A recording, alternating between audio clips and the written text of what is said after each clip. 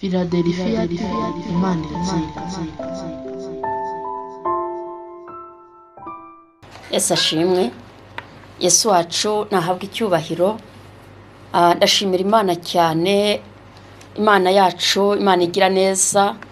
Ndayishimiye muri iki gitondo, ni igitondo cyiza Imana yaturemeye kugira ngo tunezerwe. Negatera Josere nkuko bisanzwe. Ndashimira Imana y'amahoro, Imana ihabwa icyubahiro. Reka dutangire dusenga, dutangize isengesho, twereka Imana gahunda tugiye kujyamwo y'ijambo ryayo. Dusengera imitima yose irushye, inaniwe, abacitse intege, abacogoye, kugira ngo tubasengere babashe gutuza bumve ijambo ry'Imana. Urakoze Mana yacu, Mana ishobora byose, Mana yo kwiringirwa, Mana y'urukundo, Mana y'imbabazi. Tuguhaye ikaze na karibu, turagushimye ko aturinze bugacya amahoro, kandi nukuri watandukanije umucyo n'umwijima, utwereka umucyo, turabigushimiye.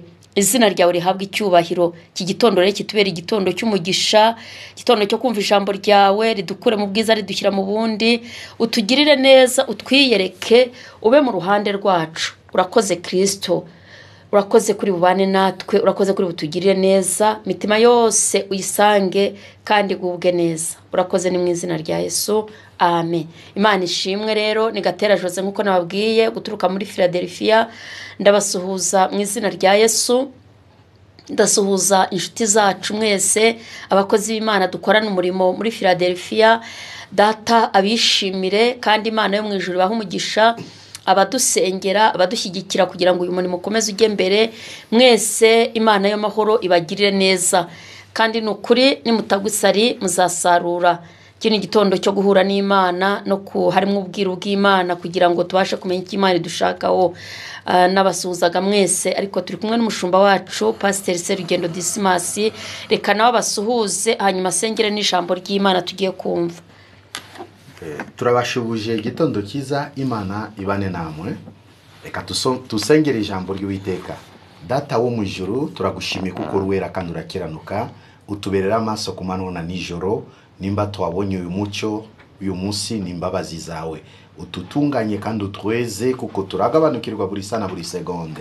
Dusengera ijambo ryawe, mukozi wagiye kutugezaho, umweze nawe umutunganye, Mwuka Wera manuke kuri we. Tusabira kirero kiyezo gitunganye, mitima cyangwa abagiye gukurikira ijambo nabo tubasabye izindi mbaraga mu izina rya Yesu. Wo twirukanye ni Satani. Reka ijambo ryawe rigira umumaro kubw'uyu munsi mwiza, kubaza abasha kuryumva, nawe umukoreshe tena mirimo kurushaho. Bwana natwe kandi utugire neza, tugusabye twizeye mu izina rya Yesu, amen. Amena, amena. Imana ihabwa icyubahiro, Imana yacu ishimwe cyane, Imana yacu ihabwa icyubahiro. Tugiye gusoma ijambo ry'Imana riri mu gitabo cy'Abami, n'Abami ba mbere, Abami ba mbere. Ni igitabo cy'Abami ba mbere. Turasoma duhereye ku murongo, ni ibice bitatu. Turasoma duhereye ku murongo waho wa gatandatu. Murongo waho wa gatandatu niho tugiye guhera, tukumva icyo Imana idushakaho muri iki gitondo. Imana y'amahoro ihabwe icyubahiro. Buriya hari ikintu Imana igushakaho, hari ikintu Imana igushakaho, hari ikintu Imana igushakaho. Kuba wabyutse uri muzima, kuba uri amahoro, niyo waba urwaye ariko kuba ugihumeka umwuka w'abazima, hari umugambi mwiza Imana ifite ku buzima bwawe. Kuva ugihumeka hari umugambi mwiza Imana ifite ku buzima bwawe. Rero reka dusome iryo jambo. Turasoma Abami ba mbere, igice cya gatatu, dutangira ku murongo wa gatandatu. Ariko umutwe w'ijambo uravuga ngo kumenya uburyo ubana n'Imana bizana amahirwe menshi. Kumenya uburyo ubana n'Imana bizana amahirwe menshi. Iyo wamenye uko ubana n'Imana, iyo wamenye uburyo usenga, iyo wamenye uburyo uko wifata, ukamenya uko wifata, ukamenya umwifato wakwifata imbere y'Imana, bizana amahirwe kandi menshi. Bizana amahirwe menshi. Ni itangazo nkuzaniye muri iki gitondo, nzaniye buri muntu wese wakiriye Kristo nk'umwami n'umukiza we. wakijijwe, wumva ko ari umukirisitu, wagiye mu mazi menshi akabatizwa, akavuga ngo nsanze Kristo mbaye umukristo, akumva ari ku rutonde rw'abakristo. Noneho umutwe w'ijambo uravuze ngo kumenya uburyo ubana n'Imana, ukamenya uburyo ubana n'Imana, ukabizirikana, ukavuga uti Imana, kuko uzi uburyo ubana na bosi wawe, uzi uburyo umwitwaraho, uwo mukoresha wawe uzi ibyo akunda, uzi igihe akunda kugerera ku kazi, uzi uburyo ukora kugira ngo umunezeze. Bosi uguhemba ku kwezi, bosi uguhemba kubw'ikiraka aguha kenshi, ukuntu ubayeho, ujya umenya uburyo ubana n'Imana, Imana ihabwa icyubahiro. Rero kumenya uburyo ubana n'Imana ngo bizana amahirwe menshi. Iyo wamaze kumenya uburyo ubana n'Imana, ukamenya uko wifata, bizana amahirwe, ntabwo ari make, menshi cyangwa se yose. Umurongo waho wa 6, mukozi w'Imana. Reka tuhasome. Ijambo riratubwira Salomo asaba Imana ubwenge. Salomo asaba Imana ubwenge. Umurongo wa 6. Salomo aravuga ati wagiriye data Dawidi ineza nyinshi. Wagiriye data Dawidi neza nyinshi. Kuko yagendaga ukuri. Kuko yagendanaga ukuri no gukiranuka imbere yawe. Yagendanaga ukuri no gukiranuka imbere yawe. Agutunganiye mu mutima we. Agutunganiye mu mutima we. Kandi wamugeneye kumugirira iyi neza ikomeye. Kandi wamugeneye kumugirira iyi neza ikomeye. Umuha umwana we ngo yicare ku ntebe y'ubwami bwe. Umuha umwana we ngo yicare ku ntebe y'ubwami bwe. Nguko biri none. Nguko n'ububiri. Nuko none Uwiteka Mana yanjye wimitse umugaragu wawe mu cyimbo cya data Dawidi. Ariko ndi umwana muto. Sinzi iyo biva niyo bijya. Kandi umugaragu wawe ndi hagati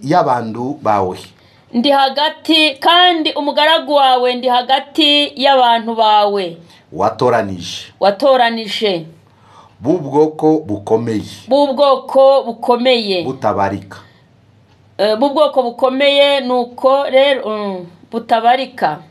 Nuko rero uhe umugaragu wawe umutima ujijutse. Ngo nshobore gucira abantu bawe imanza. Kugira ngo menye gutandukanya ibyiza n'ibibi. Mbese ninde washobora gucira ubu bwoko bwawe bukomeye imanza?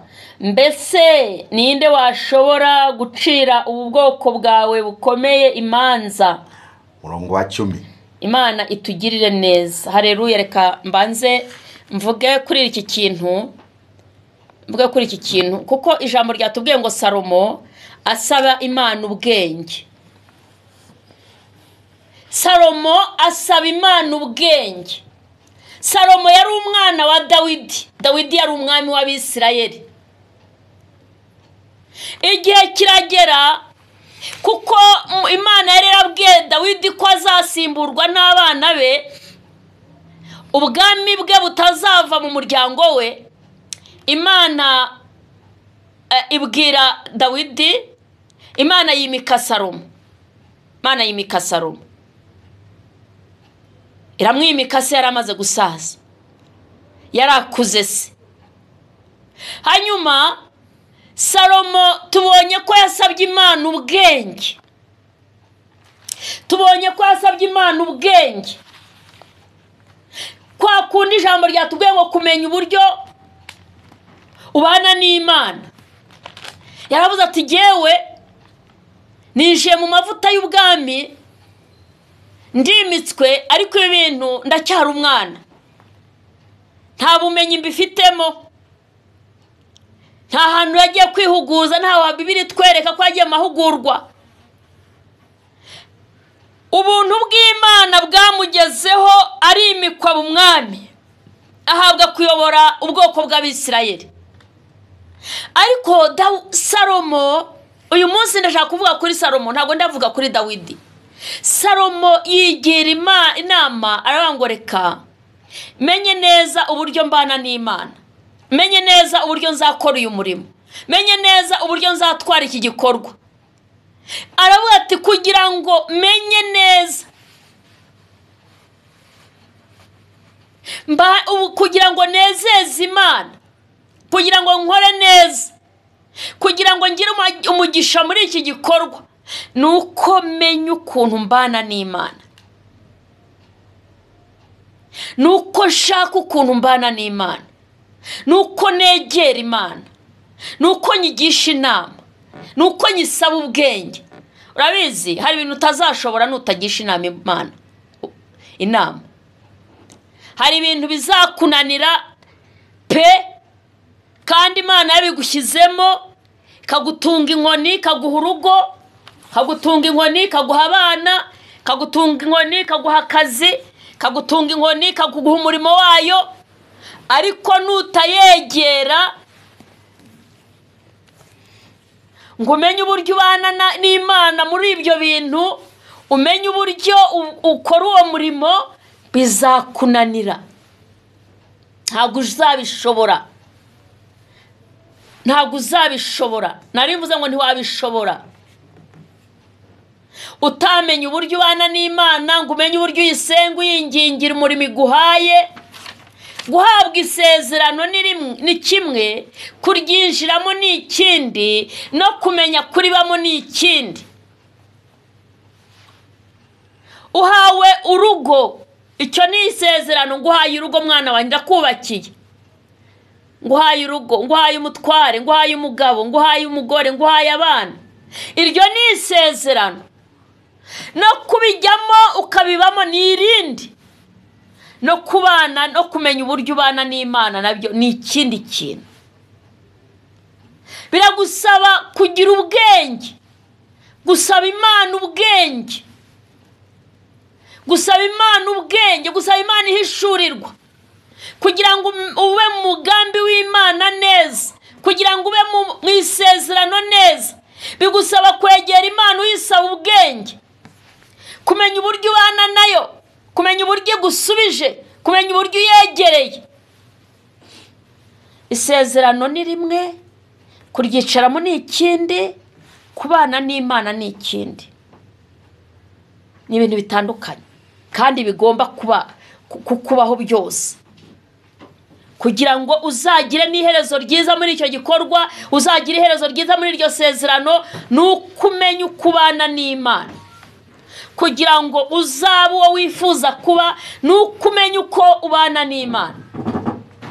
Urifuza kuba uwo ushaka kuba, urifuza kugera ku ushaka kuba, nukumenya uko ubana n'Imana. Salomo yimitswe, ahawe inshingano ari umwana muto, arangije ajya imbere y'Imana. Nta kintu yari kurenzaho, kuko nta mahirwe yagiriwe, ahabwa inshingano ari umwana muto. Ariko dore ikintu gikomeye, uyu munsi hari ahantu wicaye, hari inshingano wahawe, hari ubuzima uhagazemo, ariko mu by'ukuri ujya ugira ishyaka ukavuga ngo nabantane n'Imana, ugashaka uburyo ubana n'Imana. Bizana amahirwe menshi, urashaka amahirwe menshi atagarukira ku kantu kamwe, urashaka amahirwe menshi yuzuye mu buzima bwawe, ibyo ukoze bikakubera byiza ni ukumenya uburyo ubana n'Imana. Kavuga ngo mbanye n'Imana gute? Urashaka kwaguka, urashaka kumenyekana, urashaka kugera ku cyo ushaka kugeraho, urifuza kugira ngo ugirirwe neza n'Imana, menya uburyo mubana. Menya uburyo ubana n'Imana. Ihate kumenya uburyo ubana n'Imana. Ihate kugira ngo umenye uburyo ubana n'Imana. Uburyo ubana n'Imana nibyo bizakugira uwo wifuza kubaho. Uburyo ubana n'Imana nibyo bizaguhesha icyo wifuza. Uburyo ni wibana n'Imana nibyo bizatuma urama. Kuko turaza kubibona muri iri jambo. Imana yaramubwiye ngo Salomo nukomeza kunyumvira saguha kurama. Buri abantu barama bakarama rwose babihabwa n'Imana.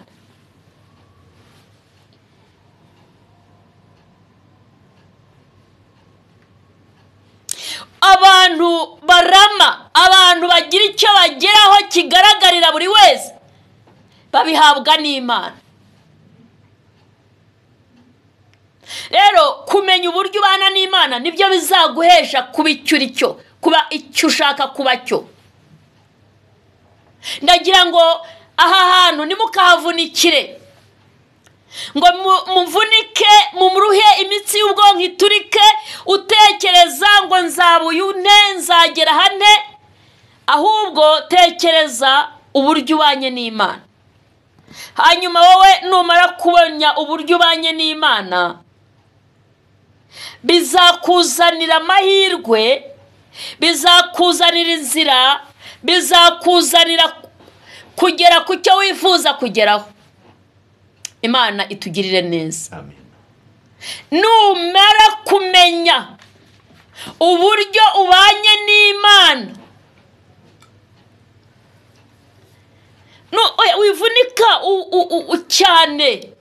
wivunika cyane kuko Imana irahari kandi irashoboye. Ifata uyu muntu Salomo, kuko yari amaze kubaka, ifata Salomo ikamugira umwami w'Abisirayeli. Ntabwo ari we wabisabye, ntabwo ari amasengesho yasenze ngo ngira umwami. Imana ikugira icyo wifuza kuba, kuko hari ikintu ngira ngo umenye. Ibyo usaba byose, ibyo usengera si ibyo Imana iguha. Ushobora gusengera ibintu ugafata iminsi 3, ugafata 4, ugafata icyumweru, ugafata 40, ugafata 21. Imana ibyo wasengeye si ibyo iguha, iguha ibigukwiriye, iguha ibigukwiye. Imana iyo byo twasabye ntabwo ari byo iduha, iduha ibidukwiye. Nibona bigukwiye irabiguha, kuko iragutekerereza. Yabwiye Yeremiya ngo ntabaza ngo utabare, nkwereke ibikomeye biruhije utazi. Imana izaguha ibigukwiye, izaguha ibigukwiriye. Niyo mpamvu tugomba kumenya uburyo, cyangwa se ukamenya uburyo ubana n'Imana, ukamenya uburyo ubanye n'Imana. Nibyo y'umumaro. Ibindi bizakuvuna, uzabigeraho watagangaye, uzajya kubigeraho ujya kubyicaramwo imitsi y'ubwonko iturike kubera imvune nyinshi. Banza rero umenye uburyo ubanye n'Imana, umenye uburyo ubanye n'Imana. Pawulo yarabivuze abwira Abaroma, arababwira ngo ndabinginga kubw'imbabazi z'Imana nimuhinduke rwose, kugira ngo mumenye neza iby'Imana ishaka, mumenye neza iby'Imana ishaka. Kubera iki yabwiraga Abaroma ngo nibahinduke rwose? Yagira ngo nibahinduka bamenye iby'Imana ishaka, kuko iby'Imana ishaka kuri wowe nanjye nibyo byiza kandi bitunganye. Na anedo nekenia sika rabone fote. Kugukiza indwara ni nk'aka kanya yivuze biraba. Kugutereka mu mugisha wawe ni nk'aka kanya yitegetse birakomera. Kukugira uwo wifuza kuba n'inshingano zayo. Yesu yabwiye abantu arababwira ngo mbese ko muri babi ariko ko muzi guha abana banyu ibyiza, ngo so mu ijuru data wa twese azabuzwa n'iki kugirira neza intore ze ngo zimutakira ku manywa na nijoro? Ntago yazirengagiza.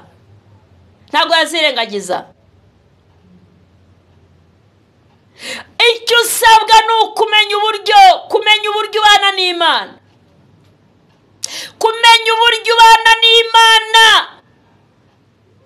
akaba ari cyo ucungana nacyo. Ena doteka ya sikarabone. Kumenya uburyo ubana n'Imana ukakibera amaso. Yesu aravuga ngo ko muri babi, yemwe babyeyi, yemwe basore, yemwe bakobwa, ko muzi guha abanyu ibyiza, Ise wo mu ijuru azabuzwa n'iki kuha intore ze zimutakira? Ntabwo yazirengagiza. Ntabwo Imana yakwirengagiza. Menya uburyo ubana nayo. Menya umurongo uhagazemo. Ntimwifate uko mutari. Niko Pawulo yabwiye Abaroma. Ndabinginga kubw'imbabazi z'Imana, nimuhinduke rwose, mutange imibiri yanyu, mutange ingingo zanyu, mutange ururimi rwanyu ruba igitambo kizima ngo gishimwa n'Imana. Mana ishimwe dota koneyasi kanibo. Mutange imibiri yanyu ibi bitambo bizima bishimwa n'Imana. Icyo cyonyine ngo kuko ari byo byiza kandi bitunganye. Ibindi biratuvunira ubusa, ibindi biraturushya gusa. Imana irabizi. Ntacyo wasaba data ngo akikwime. Niki wakwima umwana wawe? Niko mama we, ndavugana nawe papa. Hari icyo wakwima umwana wawe? Hari icyo wamwima? Ibyo utunze byose sibye. Ise wo mu ijuru yabuzwa n'iki kubiguhara n'ibindi byose? Tokenia sikana bone. Imana ishimwe.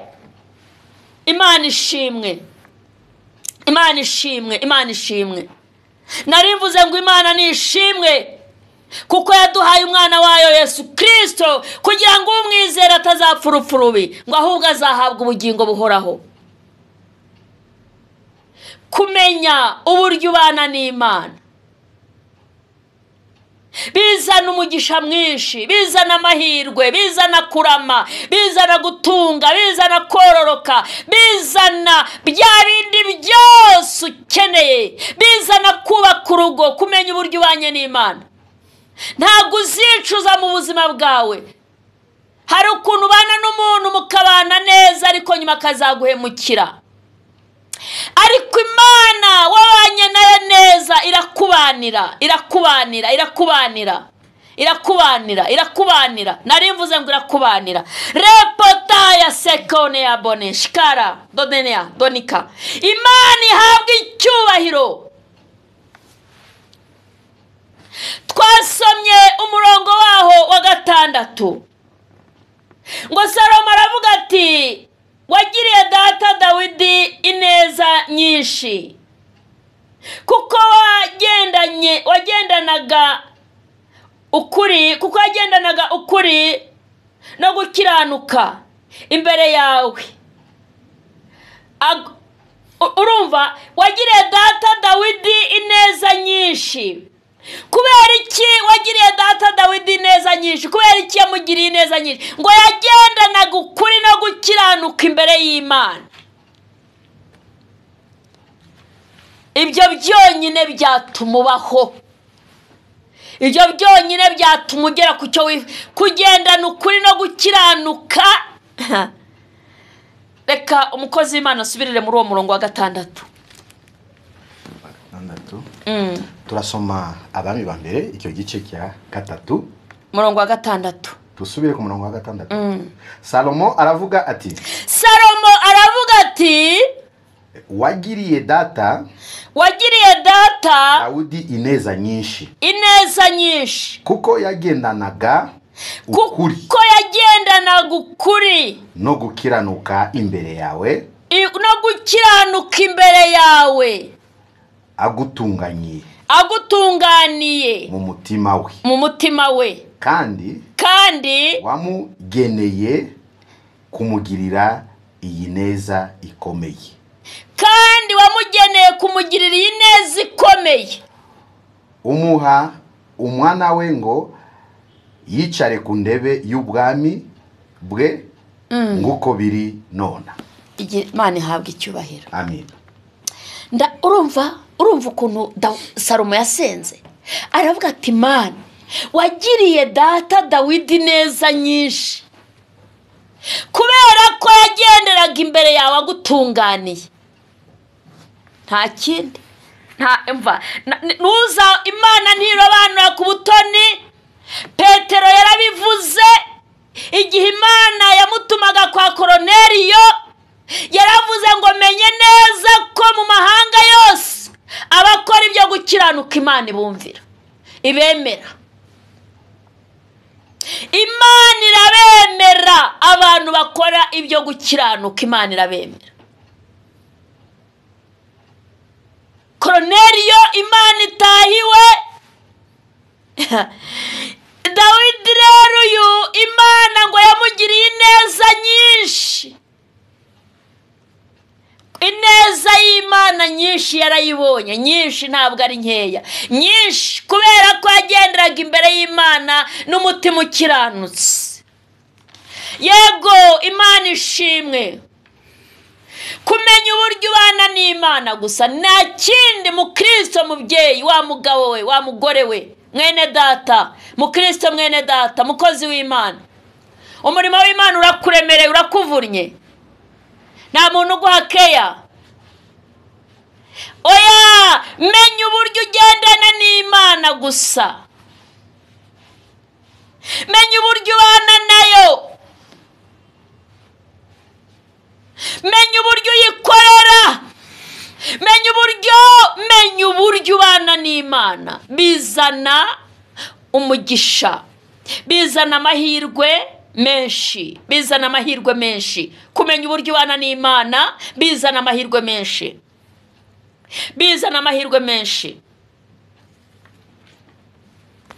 Ni ijambo Salomo yavuze, aravuga ati wagiriye data Dawidi ineza nyinshi kuko yagendanaga ukuri. Umukristo utagira ukuri ntakajya avunana ngo nibamusengere. Ntukajya uvuna abantu ngo nibagusengere, ntukavune pasiteri wawe, ntukavuna abanyempano. Umukristo utagira ukuri ubuvunana.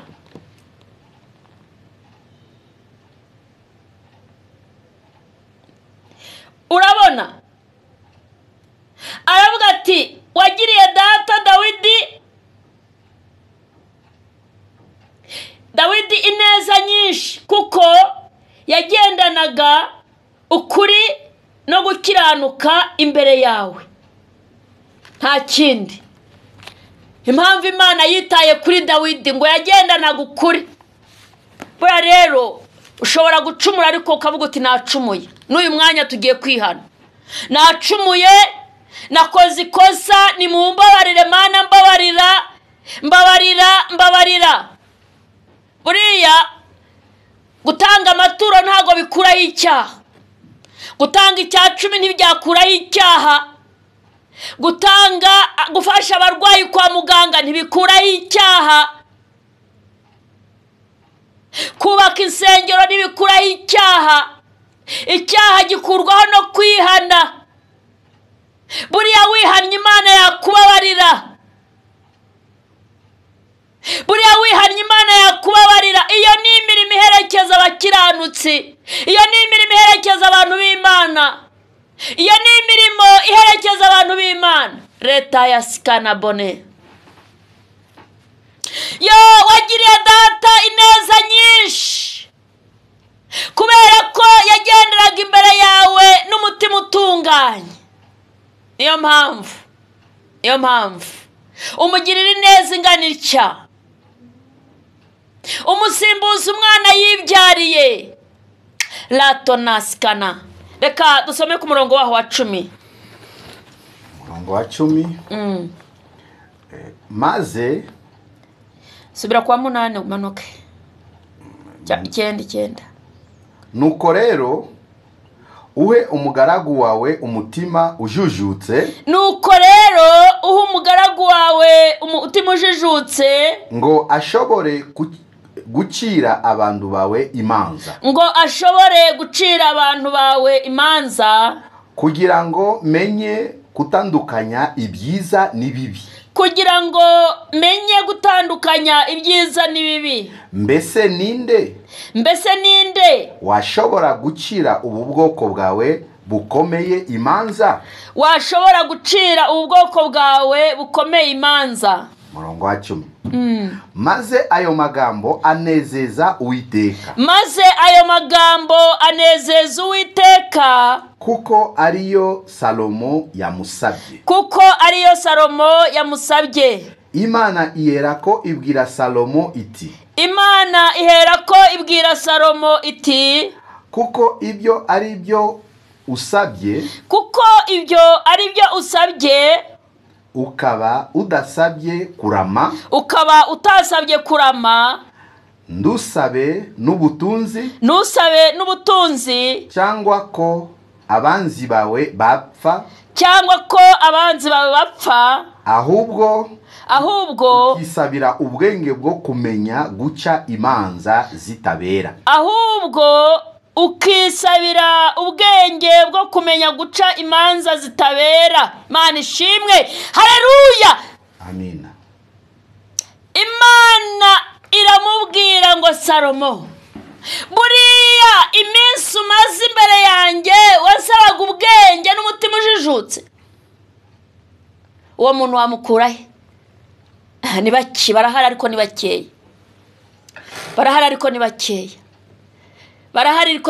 Undi Bibiliya navuga ngo turasaba ntiduhabwe ko dusaba nabi.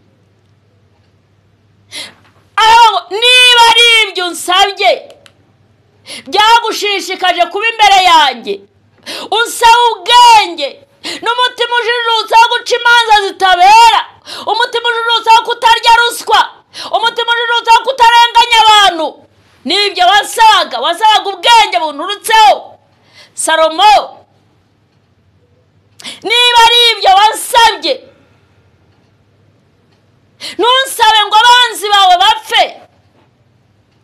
Ubu hari abantu birirwa bica abandi. Yaransuzuguye umwice, yaranyimye umwice, yarantutse umwice. Ariko wowe ibyo wakoze iyo Imana ikwica byari kugenda bite? Yandebye nawe umwice, yarantutse umwice, umwumvishe, wowe ikumvishije byagenda bite?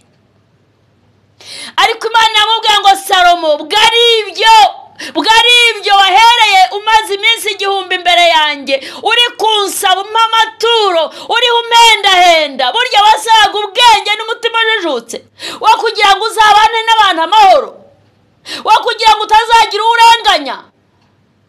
Bwari ibyo. Murongo wa 12. Ku icyo gice nuko nkugiriye uko unsabye. Dore nguhaye umutima w'ubwenge. Dore nguhaye umutima w'ubwenge ujijutse mu bakubanjirije cyangwa mu bazagukurikira. Ndawuza uhanya nawe. Nta uzahwana nawe. 13. Kandi nguhaye n'ibyo utansabye. Ubutunzi n'icyubahiro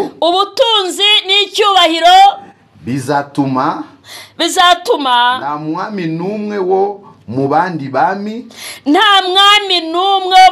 bami uzahwana nawe iminsi yose yo kubaho kwawe. Amen. Imana ishimwe. Amen. So mu murongo wa 14 turangize. Nuko kandi 14 nuko kandi nugendera mu nzira zanje ukitondera amateka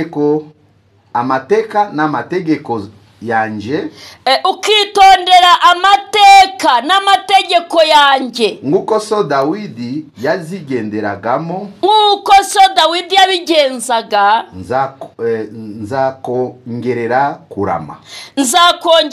kurama. Imana ikugirire neza. Amen.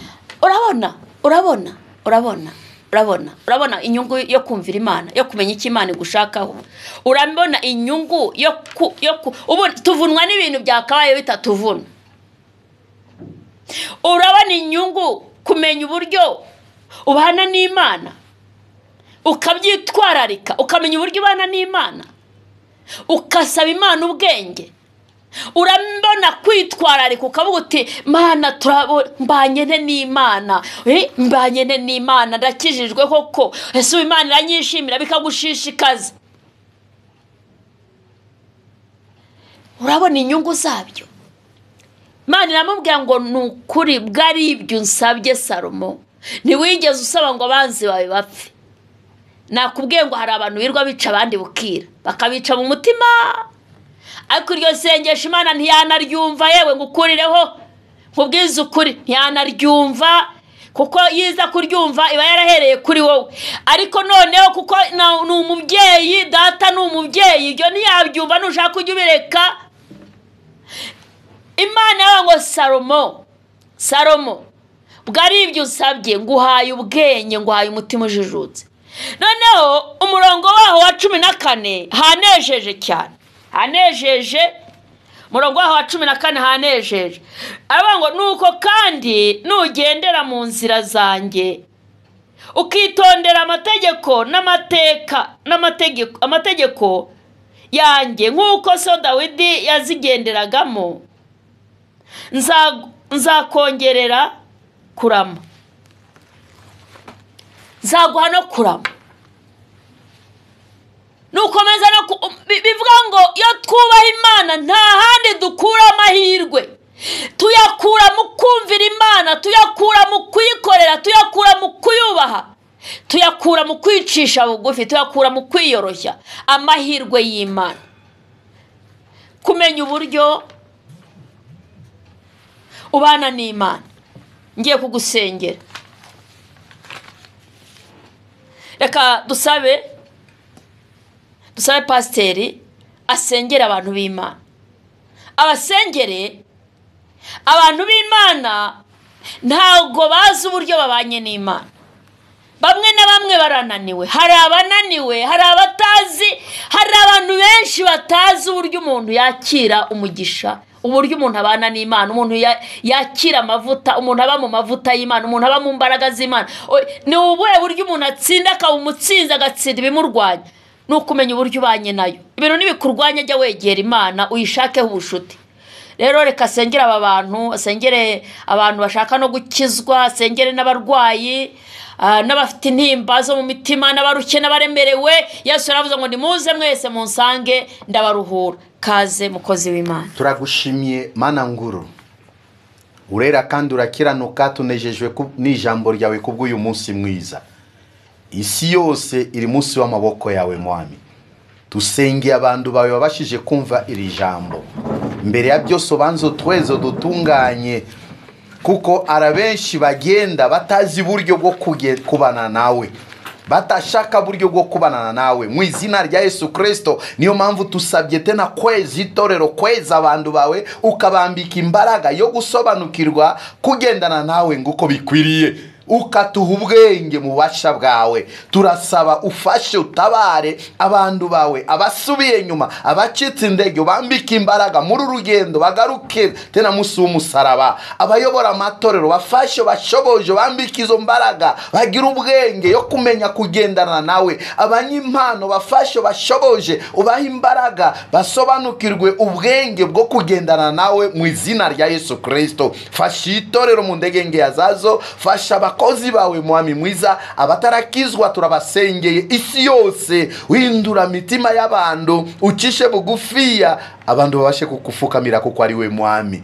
Niyo mpamvu turirukanye migambi yose ya Satani ibosha abantu, ababoshwe babohore, abari kwa muganga bakize, abarwariye mu rugo, abarwariye mu bitaro. Mana turabasabiye kuboko kwawe kubakize kubw'izina rya Yesu Kristo. Abafite ibindi bibazo bibaremereye, abafite ibibazo bibangayikishije, Mana no kubarengera, no kubarwanira cyane cyane cyo dusabiye abantu yaba mu gihugu cyacu yaba hanze y'iki gihugu, tubasabiye agakiza kawe. Kandi abari ku murimo wongere tuha ubwenge bwo kumenya kugendana nawe. Uwo twirukanye ni Satani. Tunganya itorero ryawe, tunganya abantu bawe, dusenge urubyiruko muri periode ya vacances, ubafashe nabo baha ubwenge bwo kumenya kugendana nawe mu bibiye turimo. Mana urakoze, garagaza kuboko kwawe kandi iri jambo ryawe rigere ku buri muntu abashe kubona ikindi kimenyetso kiza ku buzima bwe. Satani atsinzwe, abadayimoni batsinzwe. Mukozi wawe tumusabiye tena imbaraga, umushoboje kandi umukomeze. Tubisabye twizeye kubw'izina rya Yesu, amen. Imana ibaho umugisha, mukomeze mugubwe neza muri Kristo Yesu. Yesu arahari, agutegeye amaboko, arashaka kukwakira. Ngwino musange, yakize inzira ebyiri, wihitiremo inzira nziza. Imana irahari, iruhura imiruho, irakiza indwara zikomeye, tanga igikundi, tanga amahirwe. Reka tubahe telefone kugira ngo tuze kubasobanurira byinshi. Urahamagara kuri 078850 9894 078850 9894 na 0722 74 34 93 rimwe 0722 74 34 93 rimwe. Philadelphia, Imana iratsinda.